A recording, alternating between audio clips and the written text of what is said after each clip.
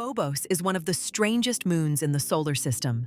It orbits Mars so closely that it's slowly spiraling inward. In about 50 million years, it will either crash into the planet or shatter into a ring.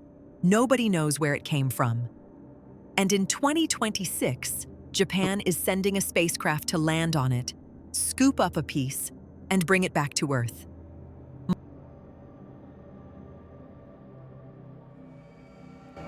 Mars has two moons, and they are unlike any others in the solar system. Phobos, the larger of the two, is a misshapen, crater-scarred rock barely 22 kilometers across, orbiting so close to Mars that it completes a full orbit in just 7 hours, faster than Mars rotates. It is spiraling inward, doomed to crash into the planet or shatter into a ring. No one knows where it came from. Was it captured from the asteroid belt? Blasted off Mars by an ancient impact? Or something else entirely?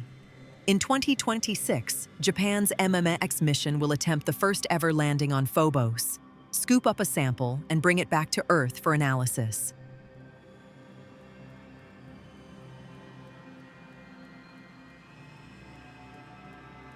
Phobos orbits Mars at an altitude of just 6,000 kilometers, closer to its planet than any other known moon.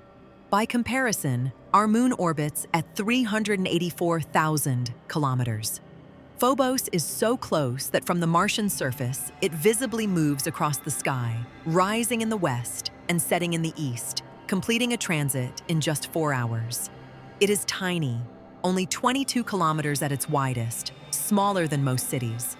Its surface is dominated by Stickney crater, an impact so large relative to the moon that it nearly shattered it. Grooves radiate outward from Stickney across the entire surface, scars from an impact that almost ended Phobos entirely. Phobos is slowly spiraling inward. Tidal forces from Mars are dragging it closer at a rate of about 1.8 centimeters per year. In roughly 50 million years, Phobos will either crash into the Martian surface or, more likely, be torn apart by tidal forces as it crosses the Roche limit, the distance at which a moon can no longer hold itself together against the gravitational pull of its planet. If it breaks apart, Mars will temporarily gain a ring system, a thin band of debris circling the planet like a miniature Saturn. This has likely happened before. Some scientists believe Mars has gained and lost ring systems multiple times over its history. Nobody knows where Phobos came from. There are 3 main hypotheses. First, it could be a captured asteroid, a rocky body from the asteroid belt that wandered too close to Mars and was trapped by its gravity. But captured moons tend to have eccentric, tilted orbits. Phobos's orbit is nearly circular and equatorial, which argues against capture. Second, Phobos could have formed from debris after a massive impact on Mars, similar to how Earth's moon likely formed. This would explain the orbit, but raises questions about composition. Third, Phobos could have formed alongside Mars from the same primordial disk of material.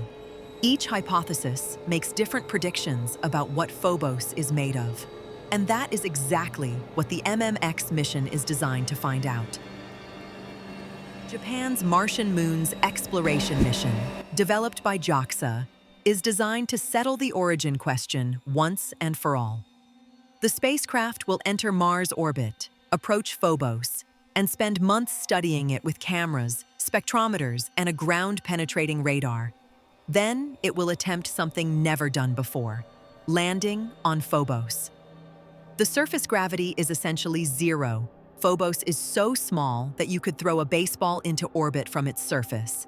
The spacecraft will touch down briefly, collect at least 10 grams of surface material using a pneumatic sampler, and lift off again. A small rover, built in collaboration with the French and German space agencies, will also be deployed to the surface.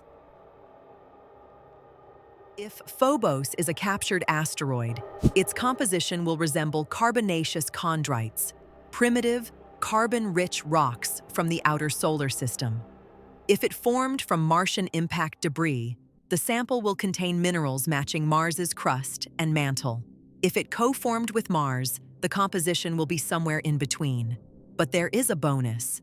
Because Phobos orbits so close to Mars, its surface has been accumulating Martian material for billions of years. Every major impact on Mars over the last 4 billion years has launched debris into orbit, some of which has landed on Phobos. The MMX sample may contain fragments of ancient Mars, material from an era when Mars had liquid water, a thick atmosphere, and possibly life. After collecting its samples and completing its survey, the MMX spacecraft will depart Mars orbit and begin the long journey back to Earth. The sample return capsule is expected to arrive in 2031. If successful, it will be only the second sample return from the Martian system, after NASA's Mars Sample Return mission, which faces its own technical challenges.